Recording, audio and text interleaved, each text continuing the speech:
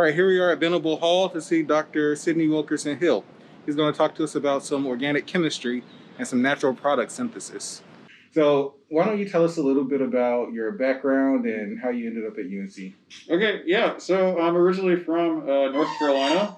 I grew up in Kinston. It's a rural town out in the eastern part of the state. I was always kind of interested in science, and I had really good science teachers that pointed me into the right direction. When I was kind of coming through this whole process, science wasn't something I realized I could do as a career. I just knew I liked it. And so with that, I kind of got into NC State where I did my undergrad and went to Berkeley to do my PhD studies where I was really focused on building complex molecules. And then I moved to Atlanta for 3 years where I was looking at how to use catalysts to build complex molecules. And now I'm here. So I came back to North Carolina. And how long have you been at UNC? Since 2018. So I guess we're finishing up year 2 now. Awesome. Mm-hmm. How have things been so far? Yeah, so far so good. A little wrenches here and there, but we're having a great time. Right, that's life as a scientist, right? So you mentioned that you are really interested in natural product synthesis and using catalysts to help build complex molecules.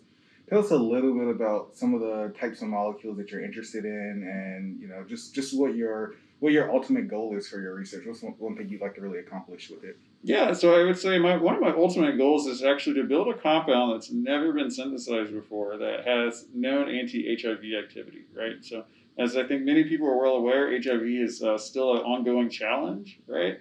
And what's really interesting is nature produces medicines, right? It's the best medicine cabinet, so to speak. So we're very interested in using new reactions and new reactivity to build some complex molecules, things that are that have a lot of carbon atoms, that have a lot of carbon atoms that are in rings, and just overall just understanding what new fundamental reactions we need to build these compounds.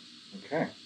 And so I guess I'm really curious, and maybe we'll get into this at some point, but what are some of the really big challenges associated with building these really complex molecules? Why is it so hard to make them? Plants can do it pretty well, but we seem to have a little trouble with it. What's the big challenge there? Yeah, so I'd say plants are lucky because they've been around for a very long time and they've had a chance to perfect their reactions, right? Organic chemistry really has started, I would say, as a field in the late 1800s is when we really started getting really, I think, large progress and large movement in organic chemistry. So it's still a relatively young field. So mimicking nature is really hard. We still struggle doing that, kind of replicating some of the reactions that enzymes do. They're really interesting molecules in themselves, and then they can take substrates and organize them in a certain way and get reactions to happen. Whereas when we do reactions in the flask, it's kind of random collisions. And so just understanding how we can build things like catalysts to pre-organize reagents to make very difficult carbon-carbon bonds is one of these things that we're working on and one of the challenges in organic chemistry. All right, let's go see what's happening in this organic synthesis lab. All right, here we are. This is the lab. Okay. So as you can see, this is where all the magic happens. All right, yeah, look at all this stuff on the hood. Right, so kind of right now our lab is laid out. We have 4 fume hoods. This is where we do organic chemistry in a way that's safe, right? So organic compounds, things that are made of carbon, are oftentimes biologically active, so you don't want to breathe them, right? Mm-hmm. And so we do all of our reactions in ventilated spaces, okay? So here's an example of a typical setup. We have our hot plates. These typically heat our reactions, and this whole hood is ventilated. This whole kind of crazy plumbing thing you see here is our Schlenk line, and it allows us to do reactions in our atmospheres of nitrogen. All right. Let's see, what else do we have in the lab? All right, so this is the standard setup. This is where the grad students live. Oh, this is really bright yellow. Kind of see these reagents and compounds that we're making on a day-to-day basis, right? So here's an example of one. Right. Let's see here. Yeah, and you'll kind of see this is kind of a reaction that's completed, and so we're kind of working it up and and trying to get some of the solid out. Yeah. Lots of little reactions going on here. Yeah, yeah. All right, and so if we move to bay 2, we kind of have like the similar setup. All right, so 4 hoods to each bay. All right, you can see here some reaction happening, just kind of organic solvents, compounds being isolated, typical. All right, you can kind of see here, you know, if we're really productive, we start to build up a nice little library of compounds that we build, things that have never been made before. All right. All right, here we have our solvent system. So this allows us to get organic solvents in a dry, degas fashion. So kind of the way this works is it's almost like a keg, if you will. All right. So we have our solvents down here. Or like a soda fountain. Yeah, like a soda fountain. All right. We have our solvents down here. All right, and they essentially flow through all of these steel braided tubes into these drying columns, and then ultimately into the bulbs. Now, when you say drying, you mean that any traces of water are removed? Right, exactly. Okay. All right. So here we have our desiccator. So we store really moisture-sensitive compounds in these desiccators. So there's a drying agent on the bottom, and it's essentially taking all the moisture out of the atmosphere. So if you think about kind of the little silicone things that you get in your shoes when you first buy them, those little silica gel packets, those are desiccants, and those are doing very similar things. Got it. All right. Another schlenk line here. Right. All right. Here's our rotovap. Okay. Use this to remove solvent from our reaction mixtures. And you can kind of see there's a nice little oil left in the reaction flux. It's got a higher boiling point, so it doesn't come over. And this is how we, one of the techniques we use to partially purify compounds. I see. So this is connected to a vacuum. Vacuums pull in vapor, and so anything that doesn't vaporize stays here. And then, right? Okay. Yep, exactly. And then we have a nice little cold finger here, and what this does is it allows the solvent to condense back and collect on the other side. All right. So this is stuff we don't want. That's the stuff we do. Separation technique. Yeah, absolutely. Okay. So I see a couple of these scuba-looking things. I don't know. Yeah. So these are kind of I like to call them ventilation arms, right? So when we're doing really sensitive, or when we're doing reactions out on the bench and we want to do things under a ventilated atmosphere, we can kind of pull one of these arms down to vent solvent or whatever vapors out of the lab, so you're not breathing. So it's a nice little safety feature that's built into our lab here. You can see.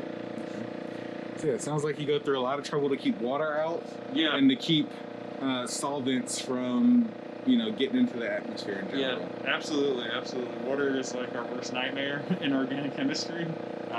Compounds that are made of carbon typically are not very soluble in aqueous environments, right? You think about oil and water to make vinegar and how it phase separates. This is a very similar situation going on here.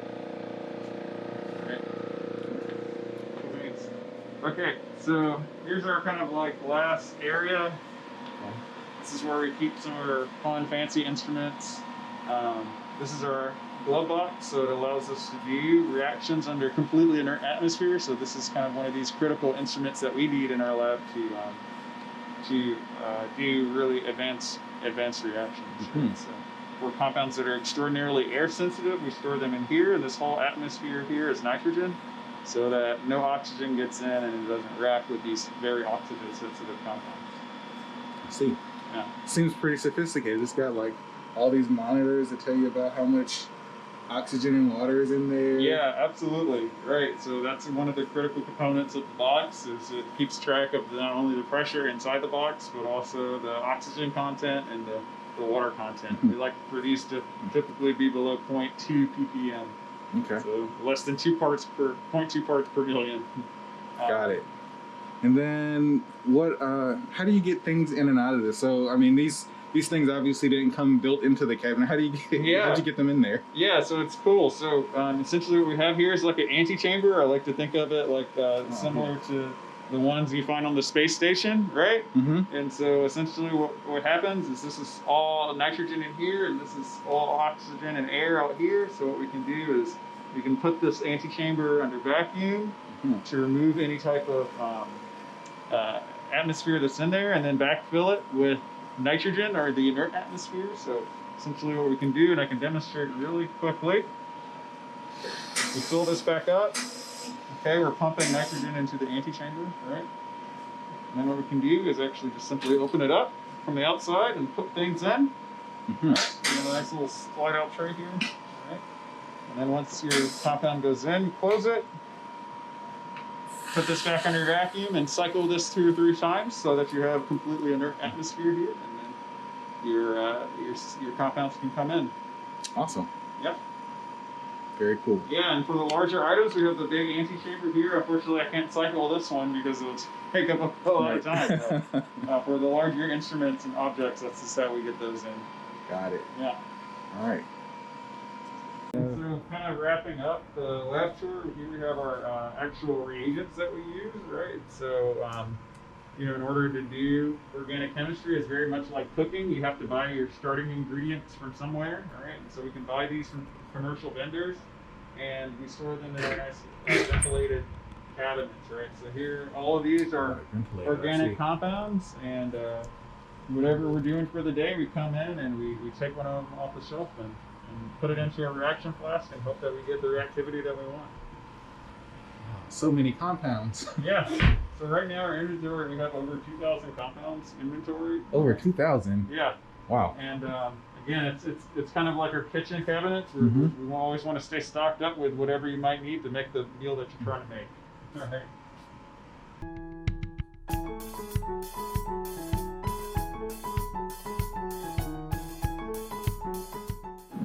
Approaching.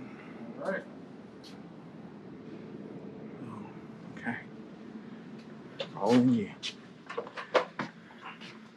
All right, so these are NMR facilities, all right? This is how we actually analyze our organic reactions. And so Sorry, what does NMR mean? What does that stand for? NMR stands for nuclear magnetic resonance. So it's a fancy way of saying we put our samples like this one in a supermagnet, and what the supermagnet can do is help us obtain a spectrum of the compound, which is a way we can analyze what our reactions have done. Mm-hmm. So I don't know if we can actually see any of the instruments here. Unfortunately, like due to COVID, we're not allowed to go in, right? But you can kind of see some of the instruments that we use. So samples essentially kind of go in the top and sit in the center of these supermagnets. And we are able to essentially pulse radio frequencies at the sample tube. I see. So you take these little tiny tubes, put them inside this giant. Yeah, the giant instrument. Super giant instrument. The supermagnet. The supermagnet. And then you hit it with radio frequencies. Yep. And that does something to the molecule, and then you can watch what happens afterwards. Yeah, exactly. And it's going to behave differently depending on what the molecule is. Is that correct? That's correct. Yep. Okay. All right. So just kind of, I guess if you wanted to see over here, and we have another setup over here, same exact thing, except this one's kind of nicer because it has an auto sampler. You can see there. So there's a little robot that'll come and actually pick up your sample and put it in the instrument. Ah, we love robots. Yeah. They make life much easier. Okay, so, I mean, we talked about this already, but we can't go inside and look at any of these up close for a couple of reasons. One is obviously the big one, we have a pandemic happening, and so we're limited on what we can access here. But the other thing is that is a giant supermagnet, and it's probably not good for this thing to be near one of those. Absolutely. We're not allowed to take any type of electronics. That's right. Supermagnet, because usually they'll get wiped. All right. Well, Dr. Hill, thank you so much for having us. I'd like to hear any concluding thoughts that you have about, your research, the world, or whatever you want to talk about. Well, thanks, Dr. Freeman, for taking the time to come check out the lab. And I don't know. In terms of concluding remarks, I just want to say hopefully everyone's excited about science. I think it's a really interesting and impactful field. I think choosing to go down this path is obviously one that can be really fulfilling, but also very challenging. So as you're going along your scientific journey, please just remember, like, to find your proper support groups and understand that there will be setbacks from time to time, but as long as you're around people that are supportive and encouraging, you can kind of make it. You can make it through that. So I guess I'd end by saying as well, you know, um, science is a really interesting field in general, particularly because of its ability to get people to think logically about the situations, right? So one of the things we're taught as research scientists is to do your homework, and so I think just kind of understanding as a budding scientist, really digging into issues and digging into all subjects is something that the scientific method teaches you to do, and that can be very valuable and impactful as well. That's right. Very good. And one of the things that we always say, and the motto of the program is, if excellence is possible, then good is not enough. And this is our way to remind the students, right? Exactly what you were just saying, to dig deeper and to do the best that they can in all things. So thank you again so much. We really appreciated the tour and showing us what you do and why it's important. And I wish you much success and good luck finding a potential cure for HIV. All right, thanks. All right, thanks.